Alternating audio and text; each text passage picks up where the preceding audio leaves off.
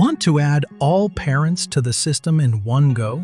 With BestoLMS, it's simple, quick, and completely automated. Let's walk through the steps. From your dashboard, click on Excel Import from the top tab. Since we're adding parents, download the Parents Excel template from here.